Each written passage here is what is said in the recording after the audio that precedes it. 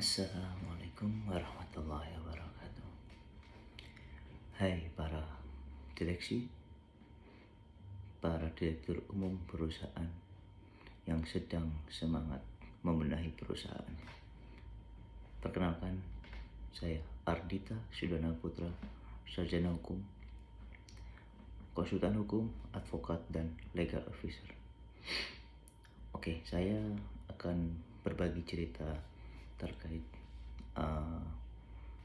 beberapa contoh perusahaan yang sedang atau enggak yang sudah bangkrut. Salah satu contohnya adalah Nokia. Nokia itu adalah rajanya suatu ponsel pada zaman dahulu, dimana Nokia saat ini sudah bangkrut karena kurangnya inovasi terkait handphone. Yang kedua, Kodak itu adalah pionir pertama dalam dunia fotografi. Sekarang dia kalah sama kamera digital. Yang ketiga adalah kasus terkait Merpati Airlines. Merpati Airlines adalah perusahaan yang sangat besar, tapi dia bangkrut karena banyaknya utang piutang dan adanya kasus korupsi yang menimbulkan perusahaan itu bangkrut. Yang keempat selanjutnya ada Sritek, perusahaan yang sangat familiar di dunia kain. Sritek adalah perusahaan yang bangkrut. Ketika perusahaannya bangkrut dan telah melakukan restrukturisasi utang tapi gagal. Dan masih banyak lagi beberapa fakta-fakta menarik yang lain yang menyebabkan perusahaan itu bangkrut.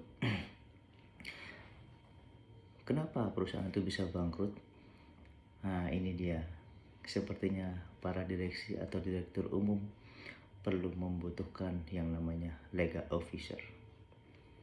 Baik, legal officer itu sendiri adalah profesional hukum yang bertanggung jawab untuk memastikan perusahaan itu terhambat atau membantu mengurangi potensi risiko hukum. Legal officer berperan sebagai gerbang perusahaan dalam kepatuhan hukum, yang dimana sekaligus menjadi penasehat internal untuk mengurangi risiko hukum dan mencegah pelanggaran hukum yang akan terjadi pada perusahaan itu. Nah, dari sini kalian sudah pada tahu belum apa fungsi dari legal officer untuk perusahaan, dan apa sih tugas-tugasnya dari legal officer itu sendiri?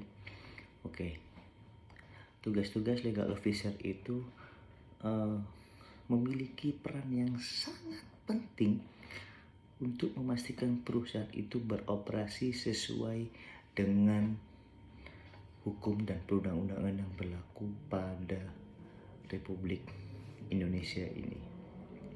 Salah satu contohnya adalah memberikan nasihat hukum. Nah, memberikan nasihat hukum ini itu sangat panjang dan sangat luas maknanya.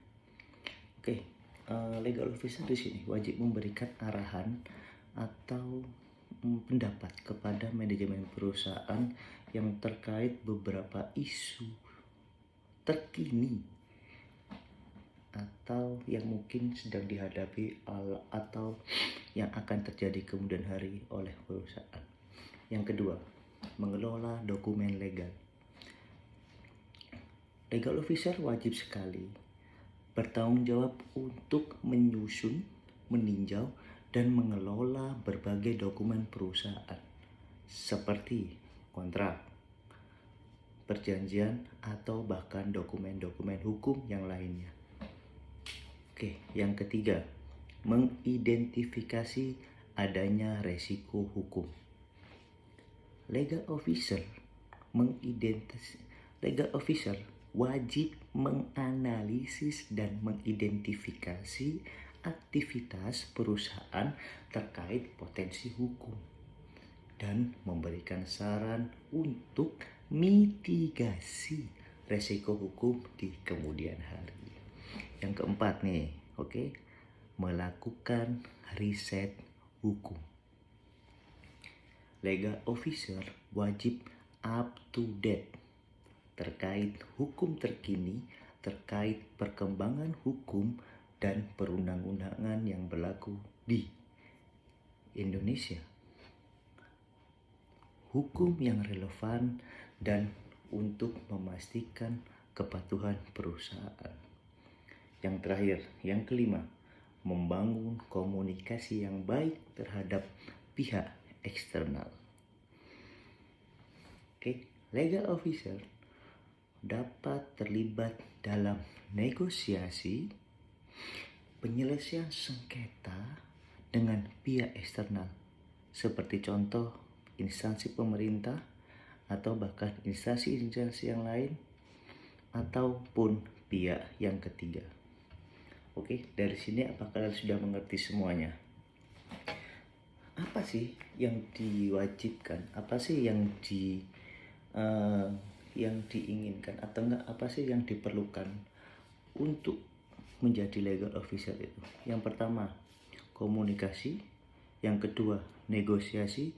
Yang ketiga, paham dan mengerti awal mula dokumen dan legalisasi.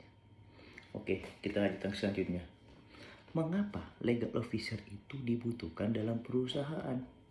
Nah, mungkin banyak yang teman-teman bertanya-tanya, apa sih yang dibutuhkan dalam legal officer untuk perusahaan? Bukan hanya sebuah perusahaan, tapi mitra usaha itu pun harus memiliki legal officer. Menurut saya jelas sangat dibutuhkan sekali legal officer dalam perusahaan atau mitra usaha. Karena legal officer itu memiliki peranan yang sangat penting di suatu perusahaan. Tanpa legal officer, maka urusan hukum dan legalitas perusahaan bisa berantakan. Ya, tak heran kan jika legal officer itu sangat dekat dan sangat akrab dengan direksi atau staf ahli direksinya, dikarenakan banyak tugas yang dihandle oleh legal officer itu yang membutuhkan diskusi, yang membutuhkan komunikasi, yang membutuhkan dukungan terkait koordinasi untuk kerjasama kepada pihak internal, yang dimana bagian internal itu adalah perusahaan itu sendiri. Salah satu contohnya bagian legalnya, atau bagian marketingnya, atau bagian general affair-nya, atau bagian komunikasi dengan pihak-pihak luar, dan banyak lagi yang lainnya. Nah, dari 3 pembahasan itu, para direksi dan para direktur umum di depan sana pasti sudah punya bayangan kan bagaimana pentingnya sebuah legal officer dalam perusahaan yang Anda inginkan. Menggunakan jasa legal officer adalah investasi yang sangat bijaksana untuk sebuah perusahaan yang Anda buat, yang Anda ciptakan, yang Anda bangun dari nol menjadi zero to hero, yang dimana perusahaan itu dilindungi dari resiko potensi hukum, memastikan kepatuhan dan meningkatkan efisiensi operasional. Jika Anda membutuhkan bantuan hukum untuk perusahaan Anda bisa menghubungi kami. Kami siap menjadi garda terdepan dalam menangani berbagai masalah hukum, baik itu pidana maupun perdata, ataupun bahkan hukum atau enggak permasalahan yang lain, dan memastikan keberlangsungan bisnis Anda. Oke. Sebelum saya akhiri, saya ada sedikit pantun untuk para direktur di luar sana, para direksi yang sedang menyaksikan, para direksi yang sedang menonton. Jalan-jalan ke pasar naik mobil Panther, tiba-tiba berhenti membeli jamu. Ayo gunakanlah Legal Officer jika perusahaanmu lebih penting daripada hidupmu. Akhirul kalam, wassalamualaikum warahmatullahi wabarakatuh. Salam keadilan.